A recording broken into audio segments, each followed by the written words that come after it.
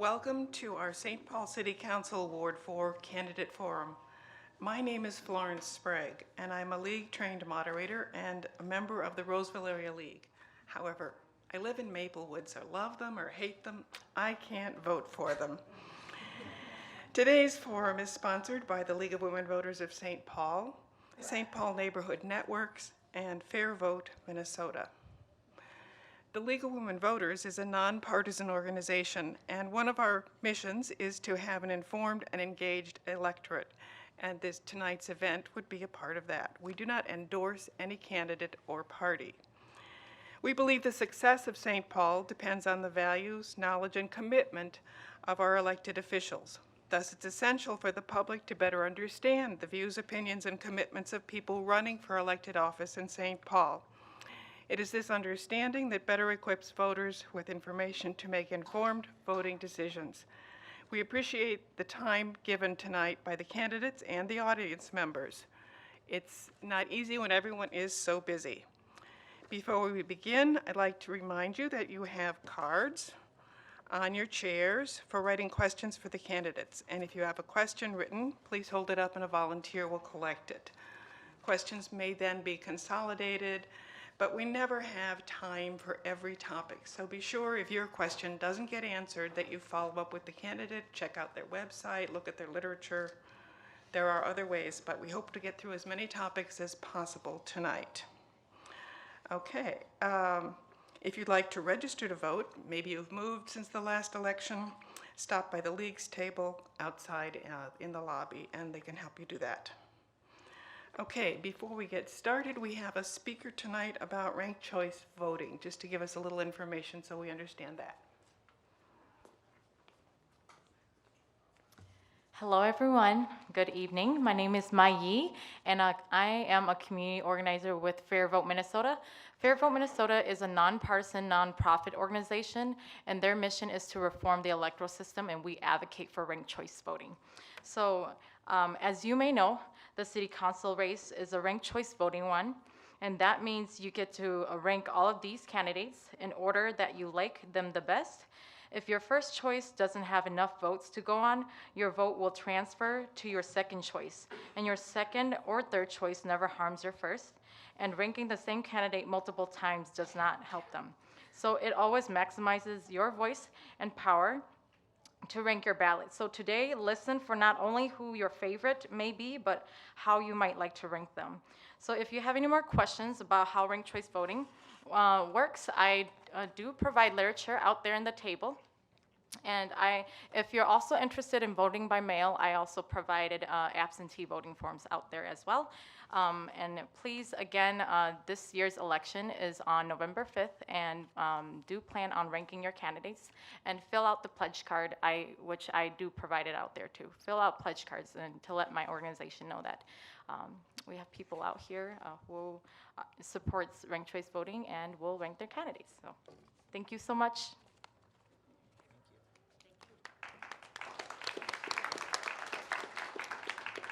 Thank you, Mai. Okay, this evening's forum, as we said, is for the candidates running for Ward 4. We have 3 candidates seated to my left, and I will beginning with Chris Holbrook, Mitra Jalali Nelson, and Terrence Robertson Bayless. As the evening goes on, though, I'm just going to use first names. They've all agreed to that.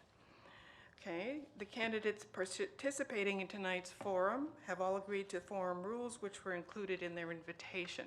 And these are standard league rules about how we run events. Each candidate will be given a 2-minute time for giving an opening statement. They will have 1 minute to answer questions. A timer is seated in the front row. Okay, over here, and he will hold up warning signs as your time is used up. Candidates may use notes, but not electronics during the forum. We will accept written questions, as I said, throughout the forum.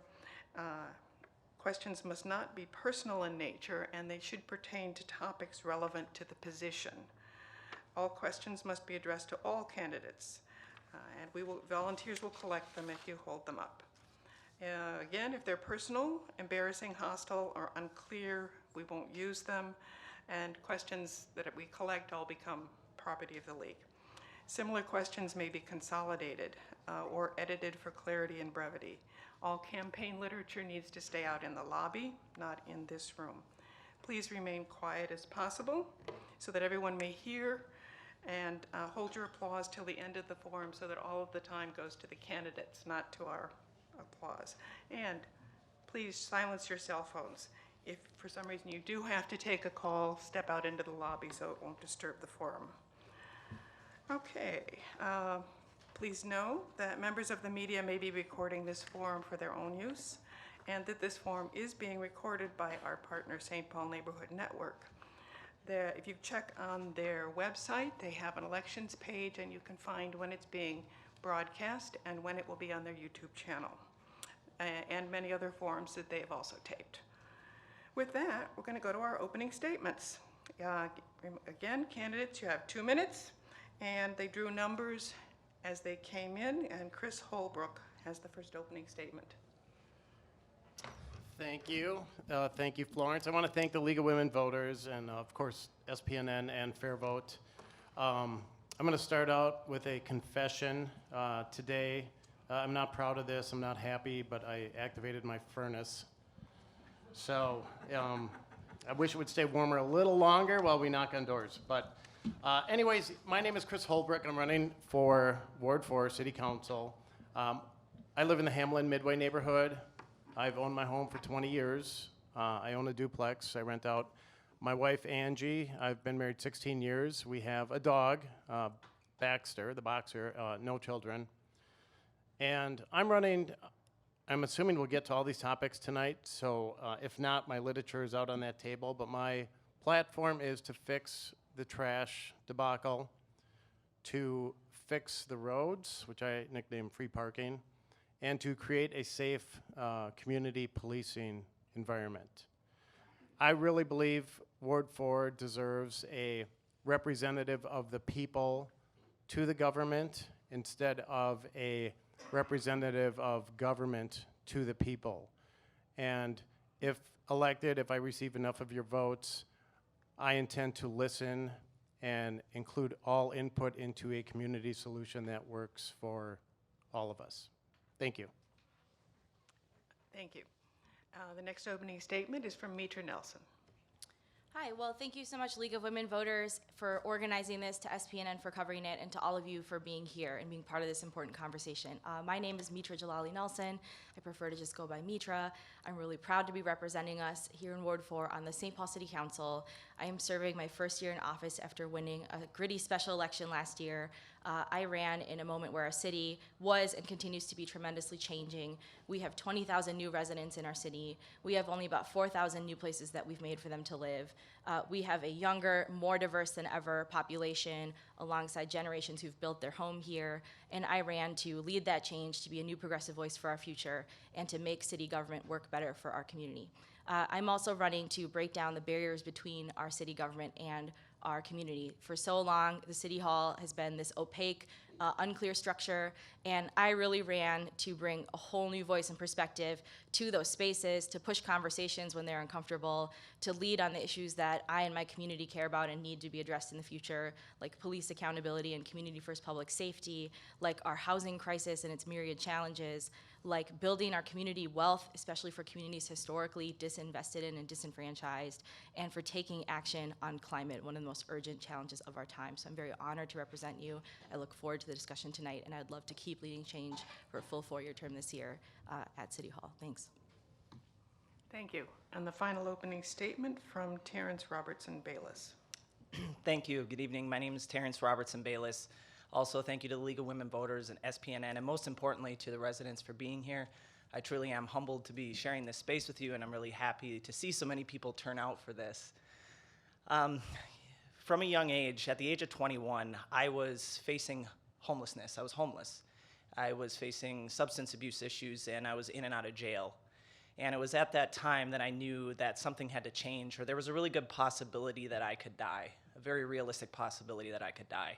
And that's when I decided to enlist in the military, which truly I credit to saving my life. And from there, I went on to build the substance abuse program for the Minnesota National Guard. I went back to college and graduated with a degree in biomedical science, and then led the effort for the substance abuse and suicide prevention programs across a 7-state region. I am a major in the Minnesota National Guard. I just got back from my second deployment overseas, where I did strategic planning across multiple countries in the Middle East. And oh, by the way, I'm openly transgender, serving in Trump's administration, which proves inherently challenging, and I have fought tooth and nail for trans equity and trans rights in an administration that continues to try to kick me out of the military. Since getting back from deployment, I have been hired by Minnesota State colleges and universities to serve as their project director for diversity, equity, and inclusion for all 54 campuses across our state. And so I went from all of those things at a young age to accomplishing all of that. And the issues that we face here in our city are extremely real to me because I've lived it. And these aren't just talking points to me. I am running because I believe that our city is truly failing its residents. We have year after year tax increases, our infrastructure is crumbling, our city is gentrifying, and yet nobody seems to have a plan. And we need a leader. Well, I am a leader.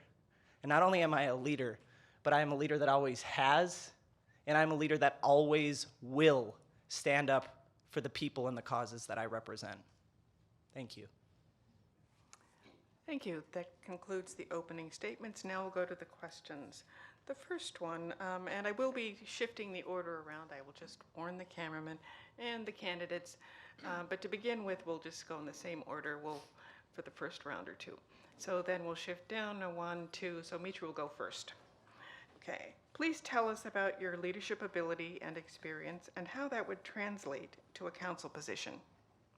Well, I come to this work in a lot of different identities. I am the proud daughter of immigrants from 2 different countries who has spent all my life figuring out how to make our Minnesota community work better for everybody. I'm a former classroom teacher of an alternative high school. The majority of my students were in the juvenile justice system, were students of color, and were disproportionately over-policed, under-supported, and I am extremely passionate about supporting young people and diverse communities in my work today.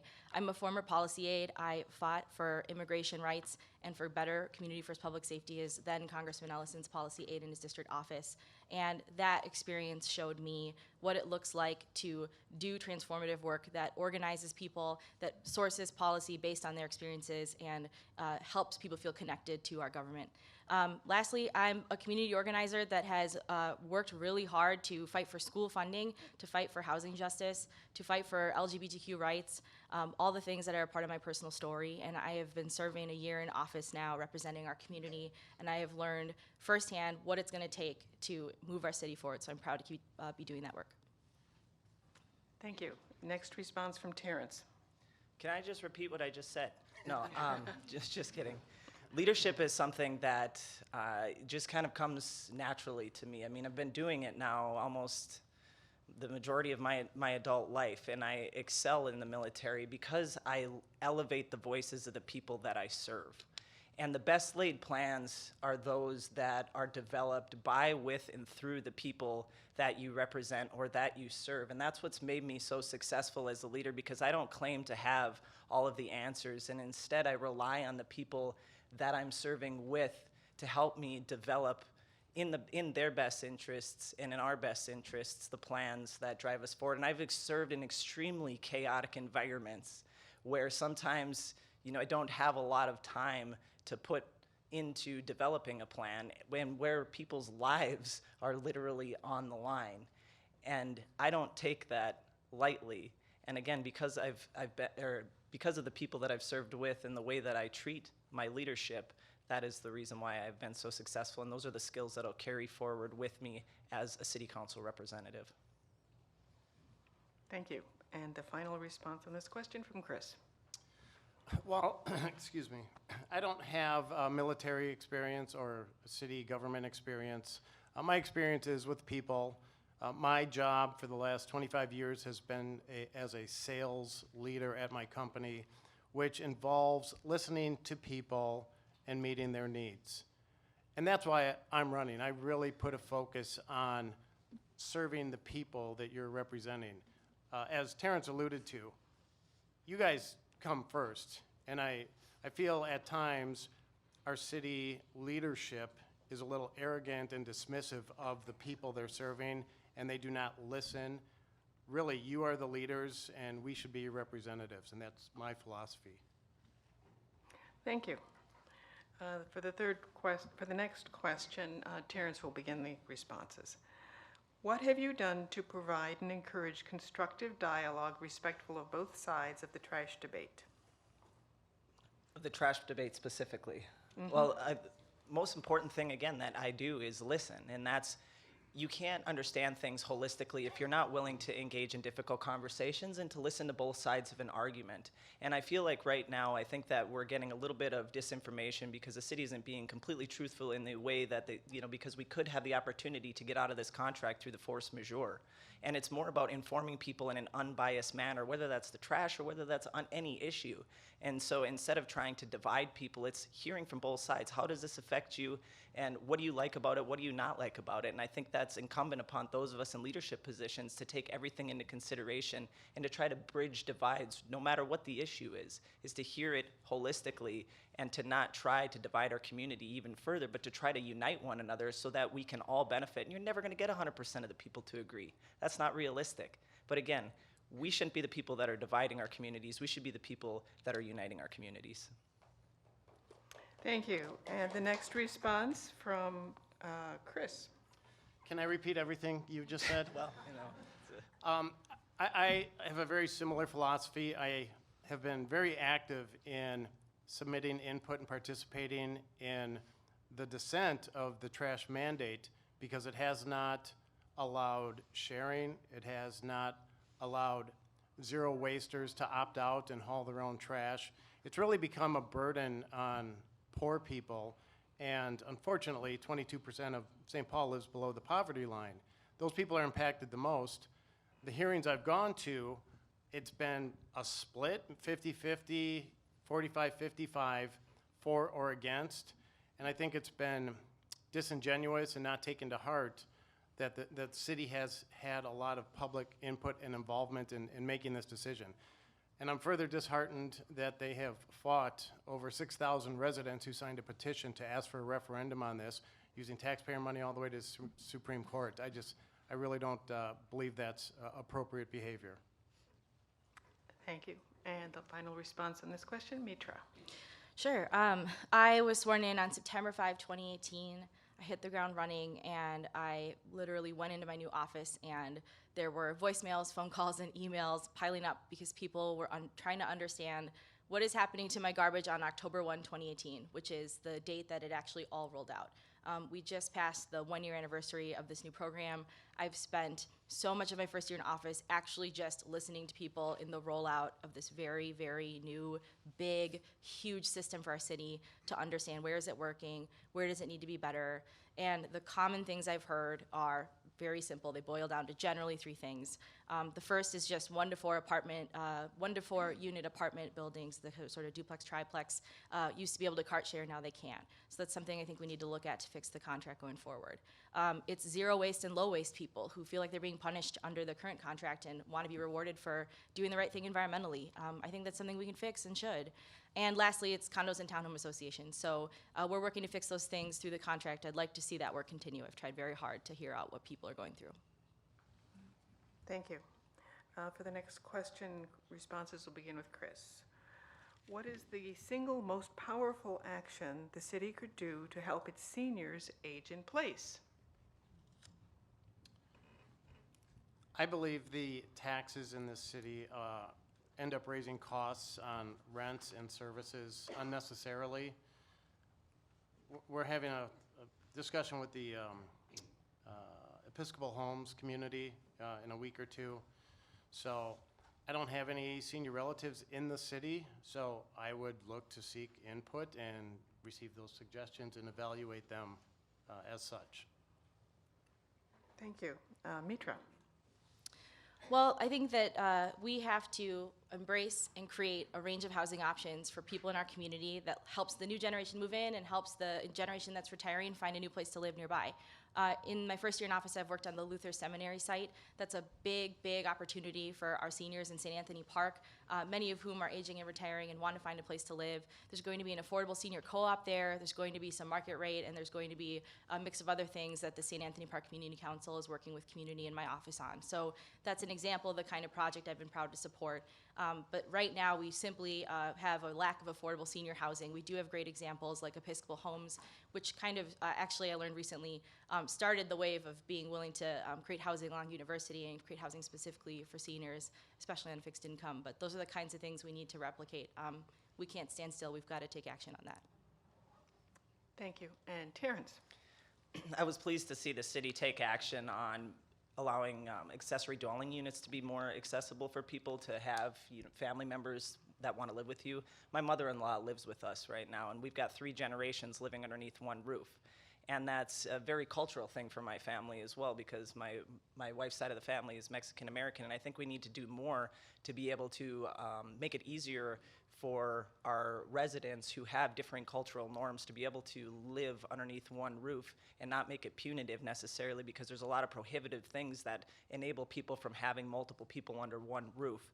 Not only that, but we need to keep costs low, and we can't continue to keep costs low if our taxes go up year after year after year, and our city keeps getting sued year after year after year. Those things don't go hand in hand, so we need to stop the madness in order to keep affordability here within St. Paul.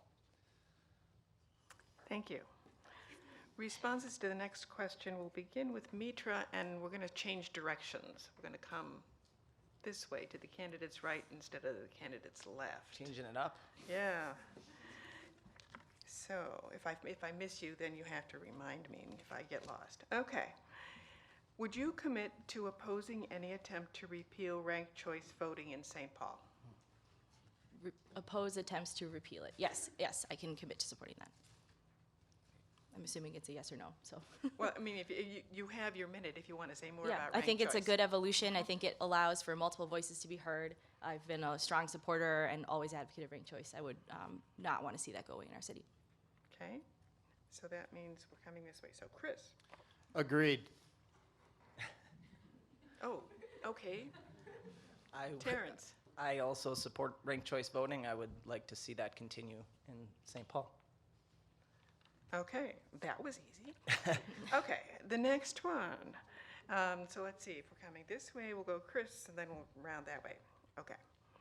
Party politics. Do you think St. Paul is a one-party town? If so, do you feel that the party has too much influence over nonpartisan races?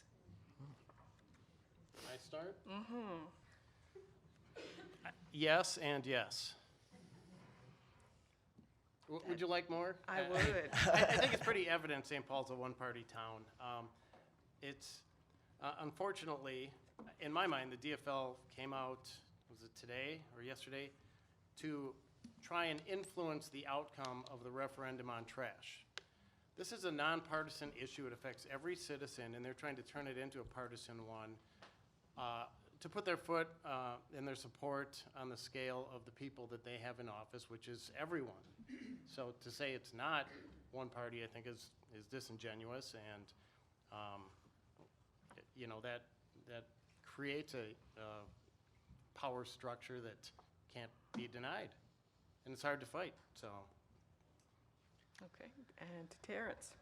Yes, I do believe this is a one-party town, and I believe that right now with everything that's happening in politics, it's extremely divisive, and it's a dumpster fire at the national level. I mean, there's no easy way to put that, but we can't have that kind of divisiveness here in our own communities.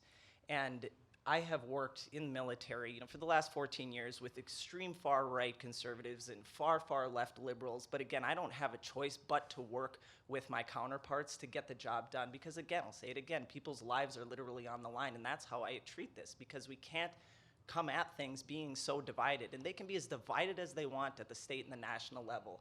But here at the community level, we have the ability to truly come together, to listen to one another, to affect change. So yes, it is a one-party town, but that doesn't mean that everybody's voices, regardless of your political affiliation, aren't equally as important, because that is how we move progress forward. We have to get away from being so divisive, because We are all in this together. Thank you. And Mitra? You know, I'm a proud DFLer. I think that our party values are about championing better working conditions and living conditions for some of our most vulnerable families, for standing up for human and civil rights. I guess I'm not ashamed of my party affiliation, and I also feel like in terms of our community, even if there is a preponderance toward that, that does not mean all those people agree with each other. There's a wide range of opinion within our current community and our leadership about how we should take on the problems in our future.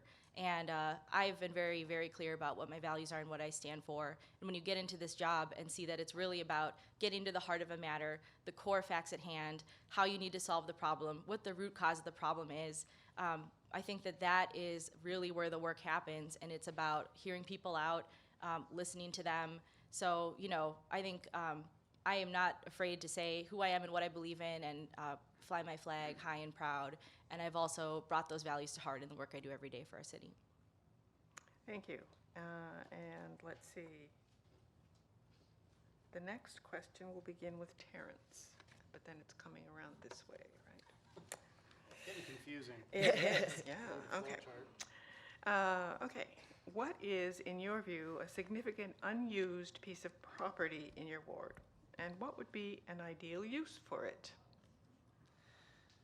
Well, that's a great question.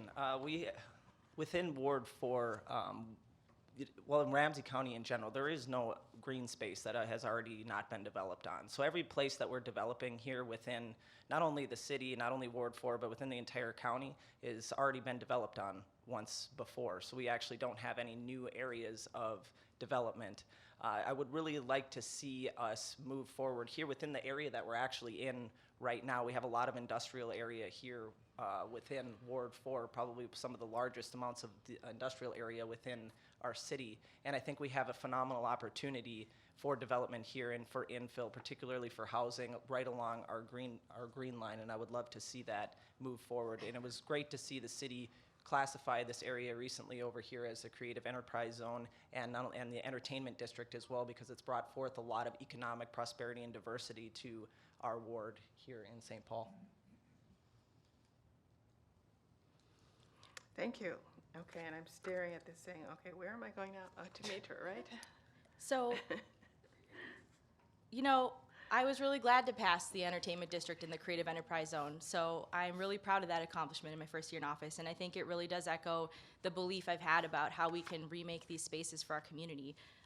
I wholeheartedly see opportunity across our industrial land areas to become mixed use, both light industrial and also commercial, and a whole range of residential and a range of affordability. There are a lot of lots right now in the Midway neighborhood that are unused, and we have a problem around making them into something more purposeful, because what's happened is that speculative interests are camping on them and they're not letting anything happen to them because they're waiting for their golden ticket to be able to cash out and just sell it to the highest bidder. So when I look at where the most need is and the most opportunity, it's around helping shape equitable development in the Midway neighborhood, where the stadium, while it has been a huge, huge project for our community that has brought a lot of new life and vitality to the neighborhood, also means we need to chart a course forward for the rest of the land for public benefit. Thank you. Okay. I live in the Midway neighborhood. I'm not familiar with a lot of empty lots there. I'm more concerned about the empty and shuttered businesses you see as you roll down Grand Avenue and University. I think the city has been created a somewhat hostile environment with taxes and regulations, and it's really forced a lot of existing uses to close. So I would like to address those. Thank you. Okay, the next question, let's see, we're going to begin with Chris and go back the other way again. As a St. Paul City Council member, how would you, individually or in concert with the rest of the council and the mayor, attempt to address any concerns you may have related to the growth and expansion of charter schools? So basically, charter schools. Not having children, I don't have exposure to charter schools. I support vouchers to go to the school or live in the house you want. I believe that's something to be addressed by the school board and brought to the council. not being in the council, I don't have a better answer than that. Okay, since we're going left, Mitra. So this is something that I've gotten to dig into in my time on the council because the charter school community in St. Paul comes to the city for facilities and expansion approvals through the Housing and Redevelopment Authority. And there's something called conduit bond financing, which is essentially where the charter applies to the city to be their agent to help them qualify for a type of bond that helps them move their project forward.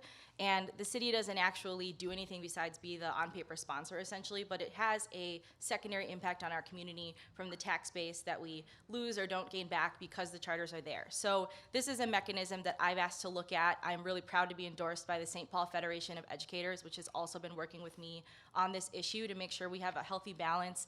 I feel very, very strongly that we have to have a healthy school environment, that we should support our St. Paul Public Schools first in evolving and supporting all of our community needs. As a classroom teacher, I've brought that work with me in everything I've done, including on the council. Thank you. And the final response, Terrence.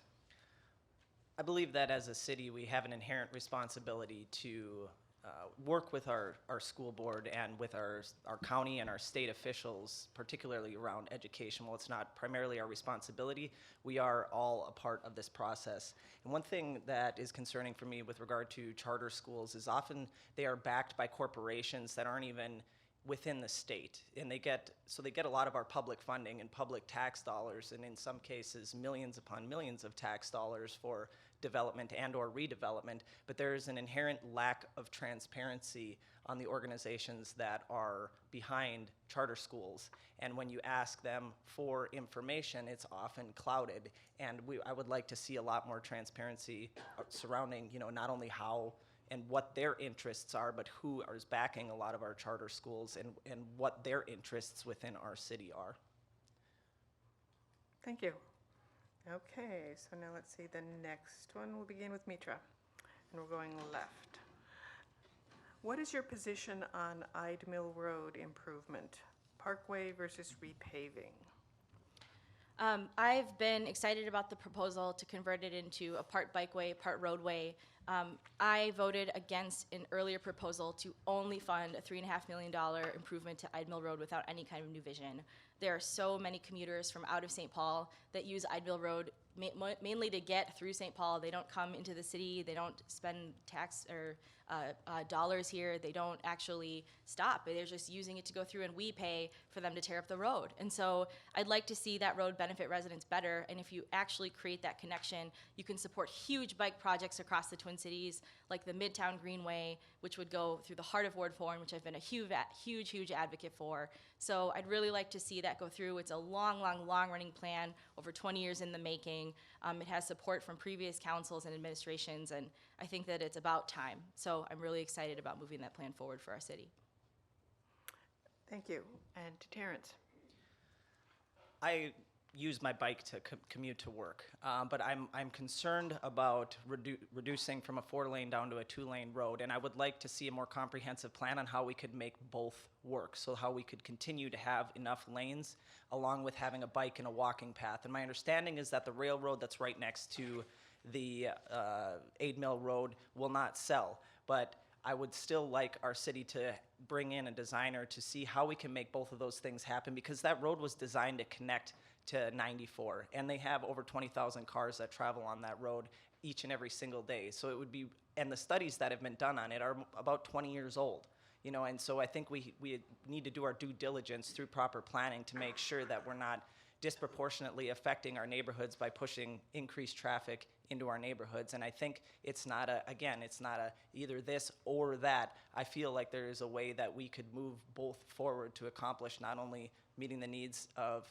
increased pedestrian and bicycle traffic, but also making sure that we can support the proper amount of traffic flow through the area. Thank you. And to Chris. They both make good points. I think we can have great bike paths and support the roads without choosing one over the other. On Ade Mill Road, honestly, it's probably the last road in the city we should spend money on. As she said, people use it to get through and around St. Paul instead of coming into St. Paul.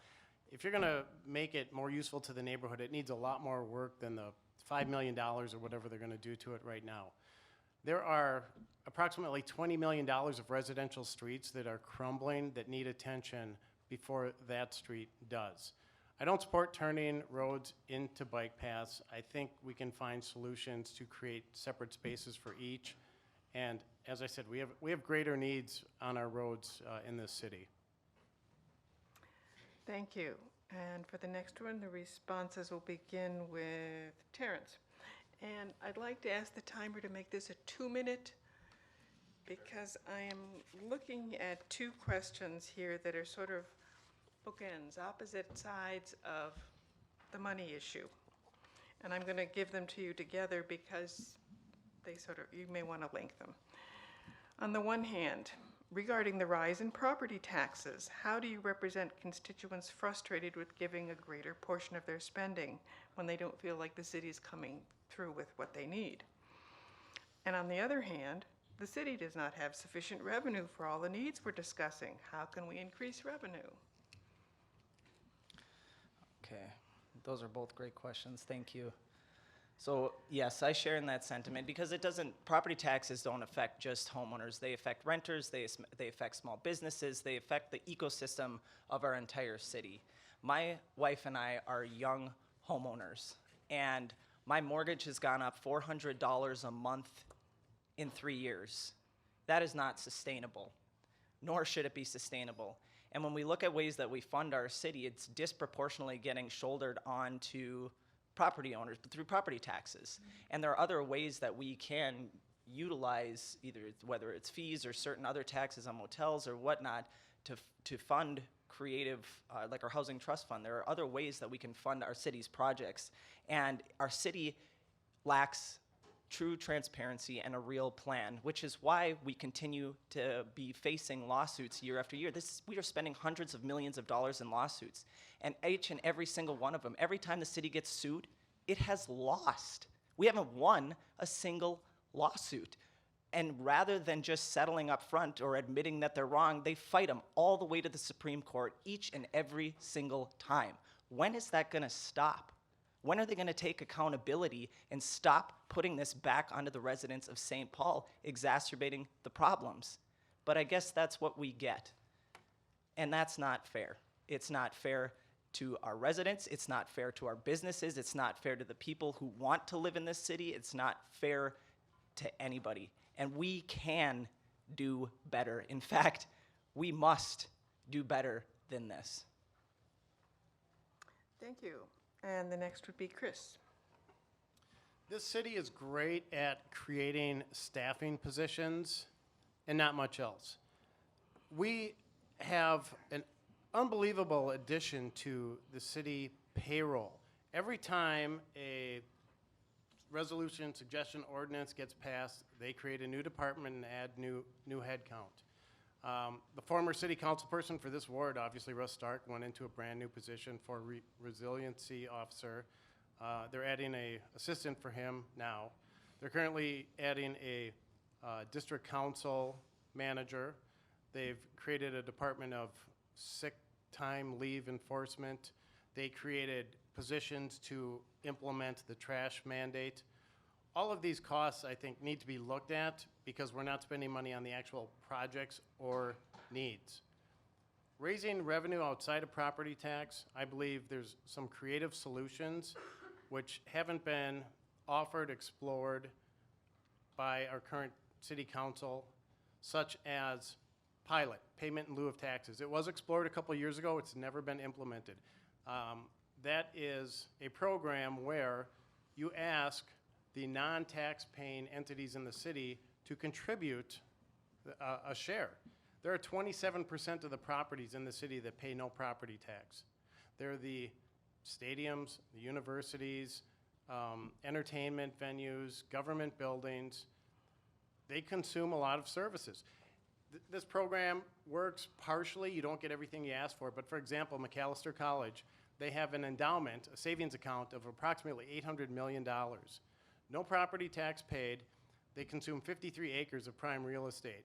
I don't think it's unrealistic to ask them to contribute. Their rate would be $1.9 million. Even if they threw in half of that, that would really ease the burdens on the proposed 22% this year 10.5% last year, 24% the year before.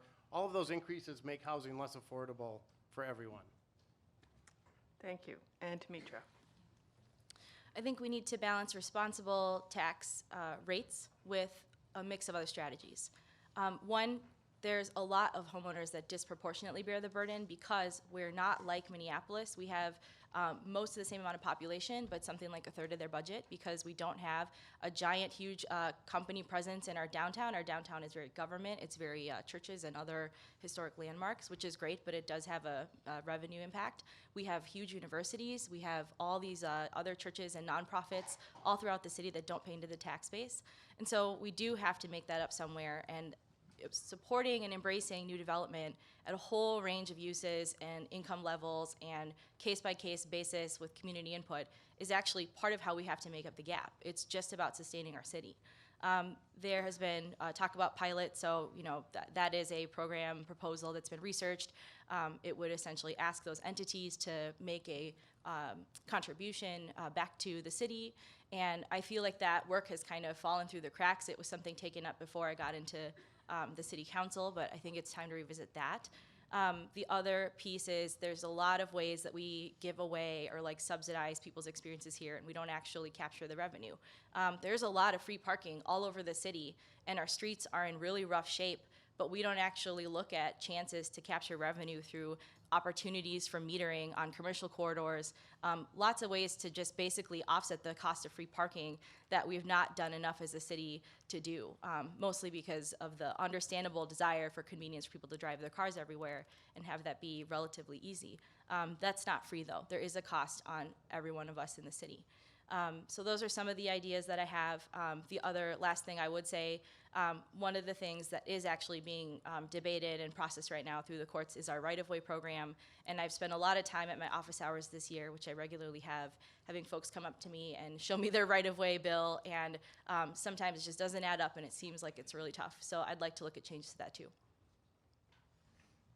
Thank you.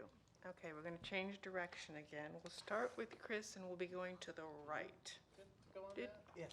Yeah, he got to start. Thanks for that paying one. attention to me, Chris. Just check Yep, in, yep. going back and forth.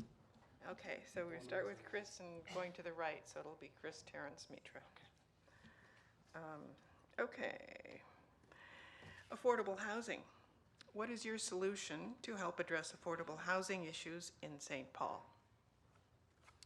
We had a forum on this 2 nights ago in 90 minutes of discussion. Ultimately, there is no grand solution to create affordable housing. That is the judgment of the first director of the Met Council, Jim Solom. He had an interview with the housing organization. He chaired the Minnesota Housing Finance Association for 16 years. We have a lot of programs in place. We don't fund them or support them. And all of the new ordinances, regulations, and taxes make things less affordable, especially for poor people. The trash law is one great example. On my duplex, I have 2 guys living there, one on each unit. They don't even fill one 90-gallon can a week together. I got charged for a second trash can, which I pass the rent on, that charge on to their rent at an extra $15, $20 a month. And there's a host of other regulations like that that are making it unaffordable. I would like to address some of those things. Okay, and to Terrence. I would like us to get our renters to sit down with our homeowners, with our communities, with our developers, our city, state, and county officials to come up with a plan, because right now what's happening is our communities are being divided between renters versus homeowners. And if we're going to solve the inherently complex issues surrounding housing, we're going to need everybody at the table, and we can't do that if we're divided. I would also like to work with the Ramsey County Housing Redevelopment Authority, because currently they have a housing redevelopment authority, but there's no money in it. And that's because of the way that it's set up to spend that money. So we need to work through those processes to make sure that the money, if it actually gets contributed to the HRA through Ramsey County, is equitably distributed to the people that are paying into that. Not only that, but we need to hold developers accountable. We continue to let developers come in here and build market rate apartments. We just had 4 go up on Marshall Avenue without a single unit of affordable housing in any one of them, but we are letting them get away with this. We are letting developers drive how we plan our city, and that needs to stop. Thank you. And Tamitra? I feel like I've spent 2 years answering this question and working on it. This is the central thing that motivated me to run for city council last year. I ran for city council in a time where our community had no renter voice on our current council, and I won my special election and I changed that reality. And I've been working this whole year to make room for everyone in our community, no matter where you hang your hat, no matter how long you've lived here, no matter what you call home, you deserve a home. And I have spent time on our light rail trains with people who literally don't have a home, trying to understand what we can do for shelter. I have passed an affordable housing trust fund that put $10 million from the parking fund, a whole new revenue source, into making a dent. And the trust fund actually goes to the lowest income, most struggling families across St. Paul.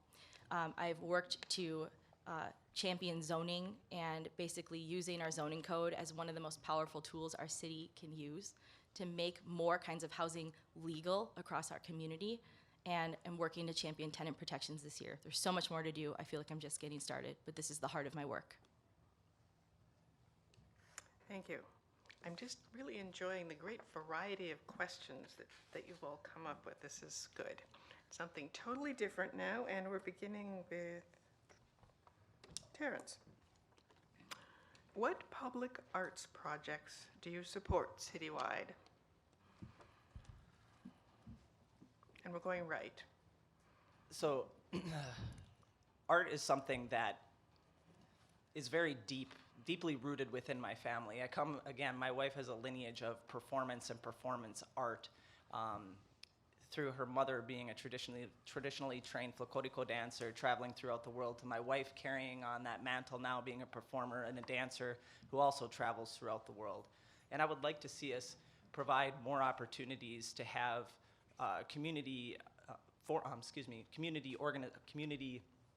programs at our rec centers and support our art and our entertainment throughout our city. And I think that we have a very vibrant city. And it was wonderful to see, again, and I know that Mitra, you helped champion this, to see the entertainment district come up here and to see us bring in local artists and focus a lot on more marginalized and artists of color to come in here and paint our city. And I think that those are efforts that we need to do and that we need to continue to champion so that we can make St. Paul someplace that is a destination for people to come to. And we do that through art, we do that through entertainment, and those are initiatives that we need to continue to champion, that we need to be at the forefront of, and that we need to continue to support. Thank you. And going right, that means Mitra. Great. Ward 4 is actually kind of an arts hub for our city. Across the city of St. Paul, we've typically invested a lot of resources into art in downtown because of our historical presence there through the Ordway and the Landmark Center and a lot of other great institutions. But there is a thriving creative economy here in Ward 4, and I have really centered supporting that community, passing the entertainment district over here, having Chromazone Mural Festival come, and having a diverse group of artists paint our walls and tell the story of our communities and how they're connected. Cultural Star is the city's biggest arts funding program. We put city money into it to support a whole range of projects, and there are awesome things happening like Co-Motion Center in Midway, which is a multi-purpose, people of color-led fitness and arts center that's going to be unlike anything our city's ever had. Our office has worked with them on supporting their effort to get it off the ground. And the last thing that I've really tried to do is use art as a way to combat gentrification and displacement. I have worked over the past year to organize a neighborhood benefits fund for the Hamlin Midway neighborhood as part of a task force that puts money into things like local art. Thank you. And the final response on the arts, Chris. I'm running to fix the trash program, fix the roads, and create a safe community policing system. I think that my focus has been on studying how to reduce taxation, regulation, so housing can become more affordable, that we should stop subsidizing developers, possibly redirect funds into Section 8 versus 4D. I don't have a proposal to address art programs. It's impossible for those of us running to know every program up and down throughout the city. I would love to see these suggestions and evaluate them as they come. Thank you. Okay, and the Mitra will begin the next one, and we're still going right. Small businesses have seen big impact changes in the last several years, such as earned safe and sick time, a $15 minimum wage, and increased taxes. What specific things will you do to advocate for small businesses? Well, I'd say, first of all, I was really proud to champion the minimum wage increase for our community, and also proud to weave that into our earn sick, and safe time enforcement. We have a lot of work to do to make sure that those labor policies matter for our community, and so I'm working this year to shape enforcement for minimum wage and also to fund the investigators and community outreach grants in the budget that we actually need to help people get their earn sick and safe time benefits and these policies we fought so hard for. There are ways that businesses tell me all the time the city is unnecessary in how much permitting and inspection they put them through. Time is money in business, and if you're a small operation trying to get up and running and you have to go 5 times down to downtown DSI to get your permit or talk to someone and they get bounced around to somebody else who lost your case, like there's just basic customer service things that we have to get so much better at. So I've really been working with our neighborhood businesses on that. And also the Neighborhood Benefits Fund does specifically name supporting our longtime immigrant, ethnic and person of color owned businesses to make sure they can stay in the neighborhood for a long time. So we're going right, and it's Chris.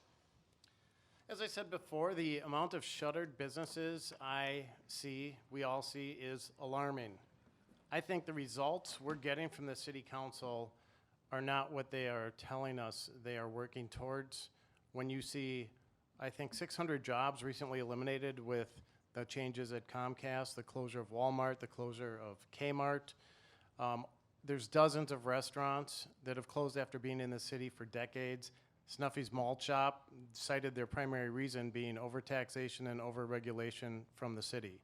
So my consistent theme is to make it easier to live here and easier to do business here by reducing regulations and taxes. Thank you. And the final response on this question, Terrence. I agree. We can all see the effects of our small businesses closing left and right throughout our city. And often, if you talk to our small business owners, they say doing business here in St. Paul is 100 times more complex and costs a heck of a lot more than doing business over in Minneapolis. We've kind of created a hostile business environment for our small business owners, not only because of licensing fees and permitting fees and things like that Mitra talked about, but because of the overregulation and how complicated it is to open, operate, and run a business. I would like to work with the organizations like the Midway Economic Council. You know, the city shouldn't be making the decisions on how we support our small businesses. The small business owners and the residents and the communities should be the ones, the subject matter experts should be the ones that help the city understand what they need to be successful instead of this top-down approach, and we're going to tell you what's best for you. They seem to be really good at telling our business owners and our residents what's good for us, and we can all see the effects of that. Thank you. Okay, now we're shifting to go left again, beginning with Chris. Do you believe the city needs to audit the budget again? Yes, definitely. And you're allowed to say more than yes or no. I don't need to say more than that. Okay. Yes, we need to audit the budget, absolutely. The next would then be Mitra. Well, I'm in my second budget cycle in this job. I was sworn in September, and I was sworn in at 9 a.m. On that day in 2018, and by 10 a.m. I was in a budget hearing, and I was looking at what it costs to operate a fire truck and trying to get my head around what it looks like to work with a multi-million-dollar institution like the city. We need to make really smart choices about resourcing our communities right now. We are working in this year's budget to actually just see the new programs that we passed last year get off to a strong start with the funding they already have. There's a big debate going on about other things that the council has a battle over with related to public safety. A third of our general fund right now actually goes to SPPD, and that's a tremendous, tremendous expenditure. I think there's ways to operationalize SPPD to be more efficient. I think there are a lot of other needs that we could fund that the city doesn't, like housing. So I think we should always be auditing the budget and looking for how we could be working smarter, better, and harder. But I'm very clear about what my priorities are in that. And I don't think that we should be doing less just to not be doing anything. I think that it's about working smarter with what we have. Thank you. And Terrence. Do you all know that we don't have a city audit? We have a $680-some million budget, yet we haven't had our city audited since 2017. So right now, they keep asking for more and more money, but they can't even tell us where the money is being spent and or if it's effective. So that's great that they want to continue to tax us and raise costs, and we still have declining services. Somebody tell me where our money is going and why we stopped doing city audits. I would also like to propose that our city staffers that are making six figures, $120-some thousand a year, multiple positions, take a damn pay cut until we can get our budget under control. Thank you. And continuing with our left sequence, that means it's going to be Mitra starting. Describe how you would resolve the garbage fight in St. Paul. We're back to garbage. How would you resolve the conflict between citizens and address their concerns? Well, I think I sort of addressed this earlier just around the three things that I have seen a huge majority of the argument be about. I would like clarify one position, which is that I strongly believe we need organized collection as a community. I think if we're starting from that starting point, we're saying let's make a garbage system that works for all of us, then we can talk. But there are folks that are part of the conflict that actually just don't fundamentally want that. It's not all of them, but there are people who just have a different point of view on that. That's not my point of view. I would like to see the changes that I outlined. I named three. I would lift those up again. I think that those three things, if we can solve them, will actually reduce a tremendous amount of the issues that are going on. I think that the referendum underway, I understand the frustration behind it, but I don't see how it's going to actually help us get to the contract we want. I really feel like we have to come back to negotiations, look at how we got here. Part of it is that we listened too much to one piece of community feedback, in my opinion, which is that people all wanted to keep their small hauler in the game, and now we are at a weaker bargaining positions with the haulers instead of just putting it out to an RFP. I think that's one thing we should have looked at more closely. Thank you. And to Terrence. We addressed this a little bit earlier, but this goes back to, again, listening. People over and over again say our city isn't listening, and this is a prime example of that, and we have another lawsuit. And if we're going to promote conflict resolution, well, you can't do that with a lack of transparency and the types of dog and pony show meetings that we have now, where they open things up for community input, but they're already 5 steps into the process and they've already made a decision, or it's too late to make a change to something.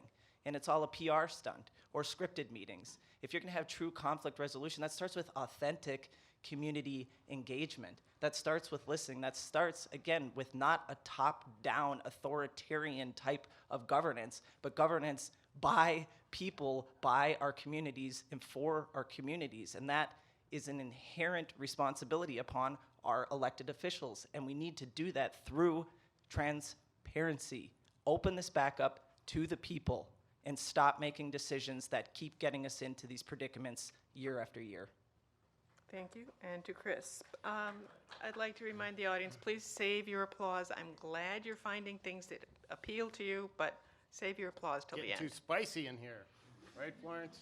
Well, wait, I don't want to take time away from you guys. It's all good. Obviously, trash is my major reason for running. I'm really glad to hear Mitra say she wants to address the situation with not being able to share, with not being able to help zero wasters. If these things had been addressed up front, there wouldn't be a lawsuit. There wouldn't be a problem. The only way the city responds to the citizens' requests and input is via lawsuit. As Terrence has pointed out, we're under 3 of them right now. This happens repeatedly. There will be, there's going to be one on the Ford site right now because they haven't taken into account citizens' input there. Being a landlord, there was a lawsuit a couple years ago about deregulating things like making gravel parking pads into bituminous parking pads.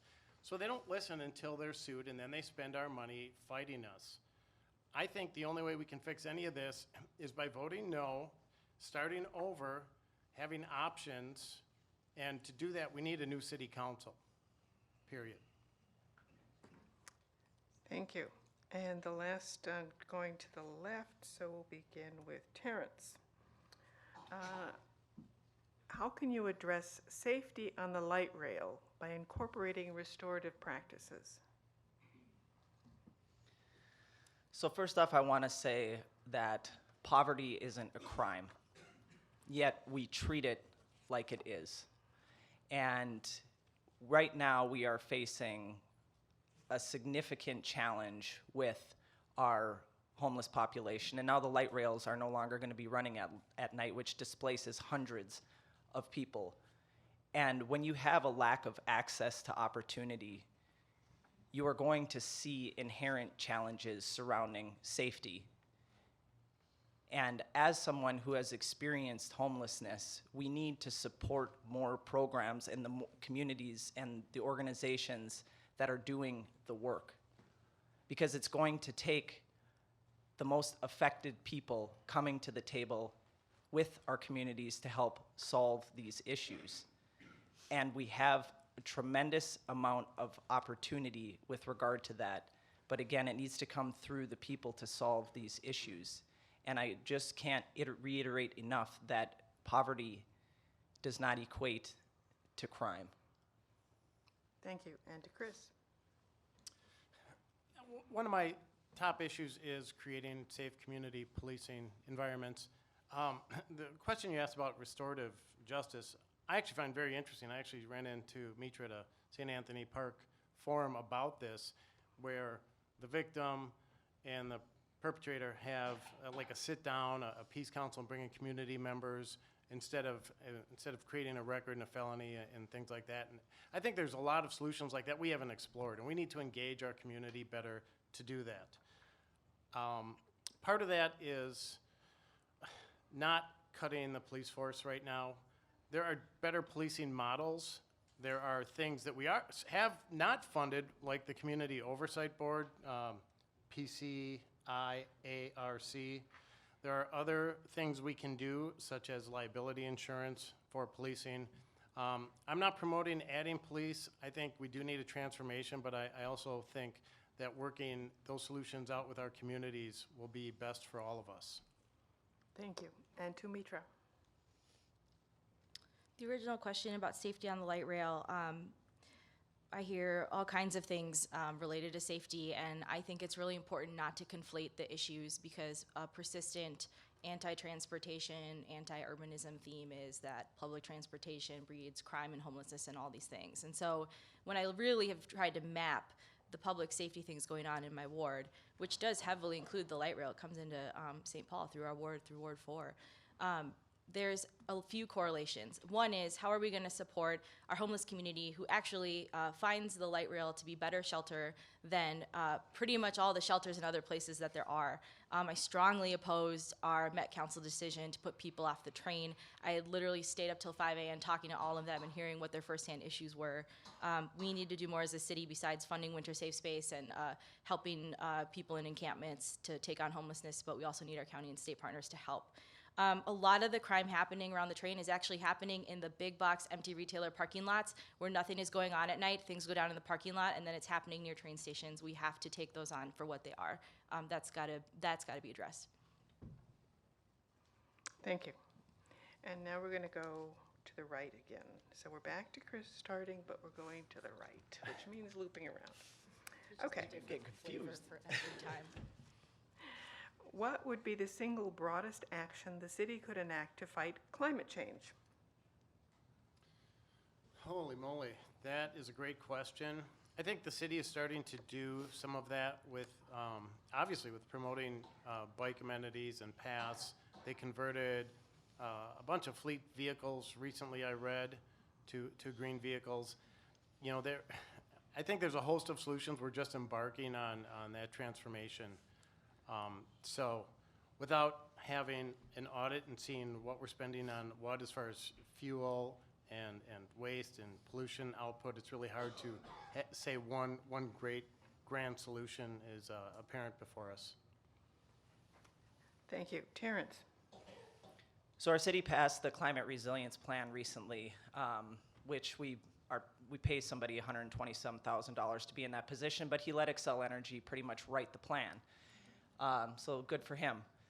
And if they're going to write the plan, of course they're not going to do enough with the plan. And it's a good start, but I believe that we can push Xcel Energy a lot farther. And in 2021, we have the opportunity to renegotiate the contract with Xcel Energy because they pay a portion of their franchise fee into our general fund. And I believe that they can be doing more to support our eco-friendly initiatives for our city. And that starts with us as a city holding large corporations like Xcel, multi-million-dollar corporations, accountable and responsible for providing more for us as citizens and for the future of our city. Thank you. And Mitra? In my first year in office, so many of the things that I work on stem back to dealing with cars. Where are we going to put them? Who's going to pay for it? Is it safe to have them there? Why isn't it safe to have them there? How fast can they go? And the amount of subsidy and road design and urban design that happens around that, it has to be taken on very squarely. It has to be at the heart of our climate plan. There is a opportunity in our city to eliminate parking minimums and actually bring down the cost of a lot of new housing because we're not burdening them with onerous requirements to provide so many spots. We don't have the sunk cost of land that we need for other things, denser, more efficient use, green space, and all the other things that have been talked about, housing, homes.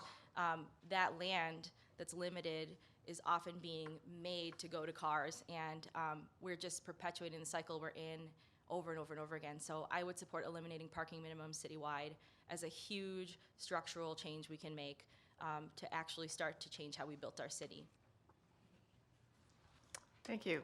I'd like to squeeze in one more question before we get to closing statements. And this one will begin with Terrence, and we're coming right. Police. Do you personally think that the police should be increased? Why or why not? I think we need to do a lot more with regard to reforming our police practices because our policing is historically rooted in harm and trauma to our communities. And that goes back decades with aggressive policing tactics. We need more de-escalation training and less use of force training, and it's disproportionate. However, right now we spent $1.6 million in overtime to our city's police force over this last year. And over 5,000 times our police officers couldn't respond in the required amount of time to the most high priority calls. Those are domestics in progress and so on and so forth. And so, as somebody who's led soldiers in combat, I would never want my soldiers to be tired going into situations that they might have to make life and death decisions because that significantly clouds your judgment. And I'm not saying this is a combat zone, but you can draw the parallel between where I'm going with this. And so while we absolutely need reforms to policing, I think we need to support the work that gets us to where we need to be. Thank you. And to Mitra.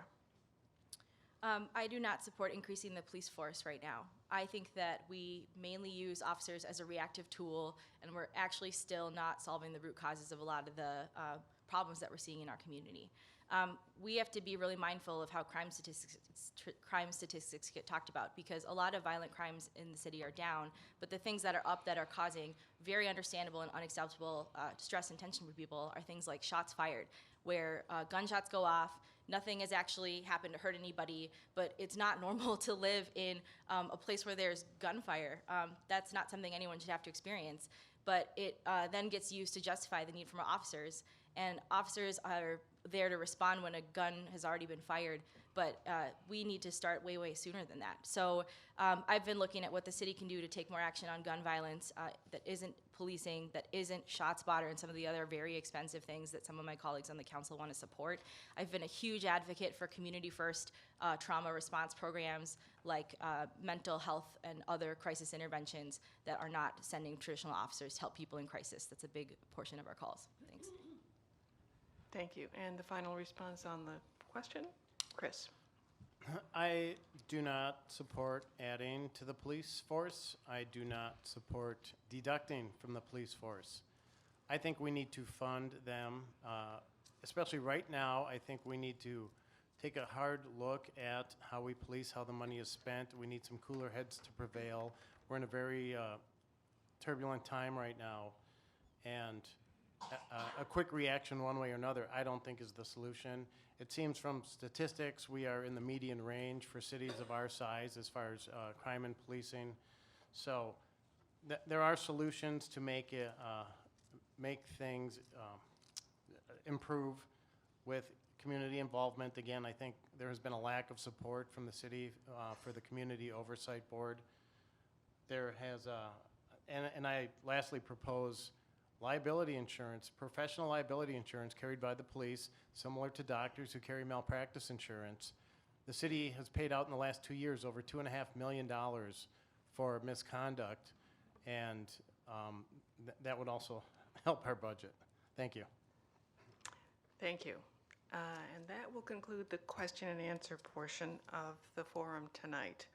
As you can see, there are a lot of questions still on the table, so if your favorite issue did not get covered, please do speak to the candidates, check out their websites. There are other forums that they've done that you may be able to view online too. So don't stop here. I'm sorry, but we just can't get everything in. So now we're going to go on to the closing statements. Each candidate gets 2 minutes for their closing statement. They'll be done in reverse order of the opening statements, which means the first one goes to Terrence. Okay. Thank you for changing it up so much. This has been great and confusing, but also great. I said it earlier, and I'm going to say it again.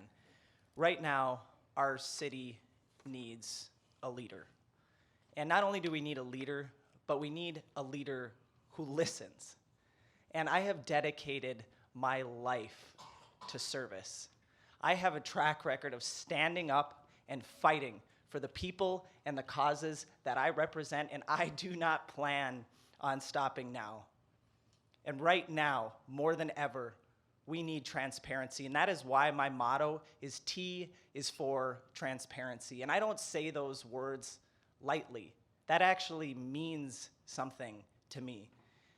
And we are at a pivotal time where we have to put people back over politics and not the other way around. Because none of this is about me. None of this is about Mitra. None of this is about Chris.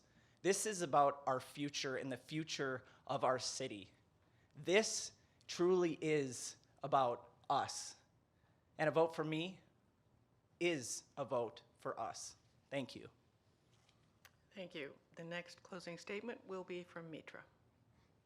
Well, I'm really, really thankful for the questions here tonight. I have been running for this seat, and I have been working to build space and progress and room for underrepresented people in our community since I first got into this journey in February 2018.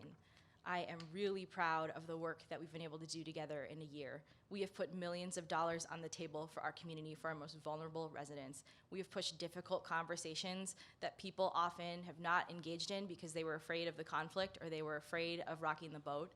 And we have made change in the culture of City Hall. And I am running to keep leading change in our city with all of you in my first full term. I really feel like we are on the cusp of a critical moment. I have learned so much in my first year in office of how we can make the city work well for everybody. I feel like we are poised for breakthrough, and I am running to keep leading that change with all of you. So I greatly appreciate the honor it's been to serve our community. I'm running to earn your vote again and serve us for one full term as we keep moving forward together. Thank you. Thank you. And the final closing statement from Chris. My name is Chris Holbrook. I'm running to fix the trash program, fix the roads, and provide a safe community policing environment. I really think the city needs to get back to basics. There are a lot of grand ideas coming out of City Hall, but they're really resulting in dismissive arrogance and condescension towards we, the residents. The solutions to all these problems, and so many things came up tonight, come from you, the people. We need to listen to that and implement it. We need to do the blocking and tackling before we go for these fancy, Statue of Liberty plays. So I don't believe, I'm not an absolutist. I don't support binary choices, this or that, us versus them. I'm not a Republican. I'm not a Democrat. I've always been independent. I think everyone needs to judge for themselves the issues of, the results of what we're getting from these decisions. There's some great talking points, but the facts bear out some different realities. So I would appreciate your vote or your second choice vote, And thank you all for being here tonight. Thank you. So that concludes our forum. It's been an interesting evening for me. I hope you've all found it very interesting. And I want to thank the candidates for the time they've given us. It's not easy to be sitting where they are, let me tell you. So, and I want to thank the audience for coming out and giving us so many great topics to talk about. This is what makes democracy work, when we can all participate and have an informed vote. So remember, the election's November 5th. Take a friend and vote. Thank you and good night.